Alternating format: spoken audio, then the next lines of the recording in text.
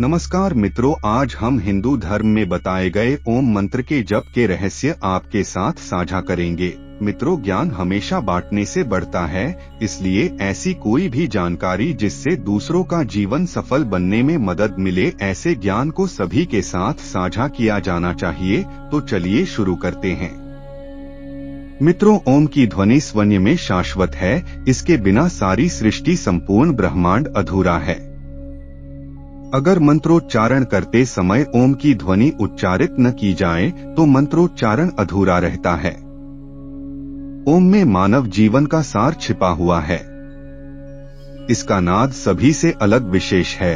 जब आप ध्यान की चरम अवस्था में पहुंचते हैं, तब आपको ओम की ध्वनि स्वयं सुनाई देने लगती है। ओम भगवान शिव का पर्याय है, उनका प्रतीक है। ओम की ध्वनि शांत भी है और तीव्र भी है। अगर शांत मन से ओम की ध्वनि को सुना जाए तो उसे सुनने पर आत्मिक सुकून की अनुभूति होती है। यह ध्वनि संपूर्ण सृष्टि और ब्रह्मांड में व्याप्त है। इसलिए ओम की ध्वनि को ईश्वर के समानार्थ बताया गया है। संस्कृत वेदों में ओम का व्याख्या की गई है। पुराणों में बताया गया है कि ओम की ध्वनि और प्रकाश के मिलन से ब्रह्मांड की उत्पत्ति हुई है। आज भी यह ध्वनि निरंतर रूप से जारी है। पूरे ब्रह्मांड में कंपन, ध्वनि और प्रकाश ही मौजूद है। जिस दिन सूर्य की ऊर्जा भी समाप्त हो जाएगी, उस दिन भी केवल ओम की ध्वनि और प्रकाश ही उपस्थित होगा।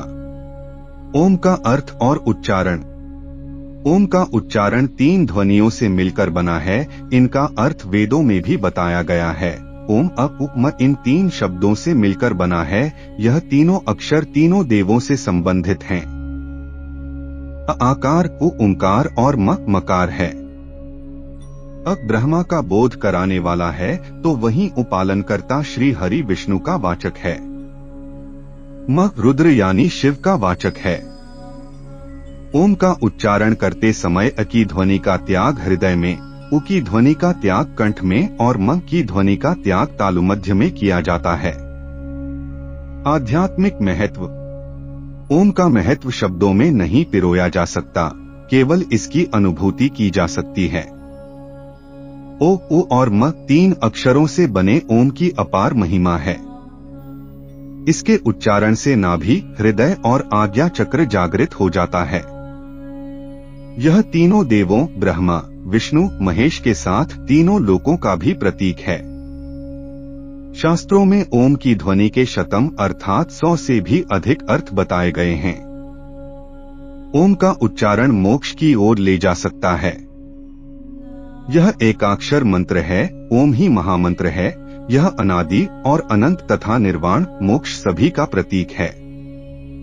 कैवल्य ज्ञान अर्थात ब्रह्म ज्ञान या आत्मज्ञान की चरम अवस्था में पहुंचना, यही चरम अवस्था योग की होती है।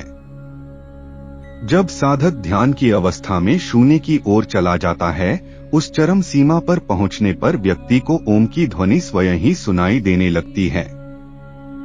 सृष्टि का आदि और अंत सब ओम है। ओम से ही समस्त सृष्टि की उत्पत्ति है, तो ओम के नाद में सृष्टि के अंत की क्षमता भी है।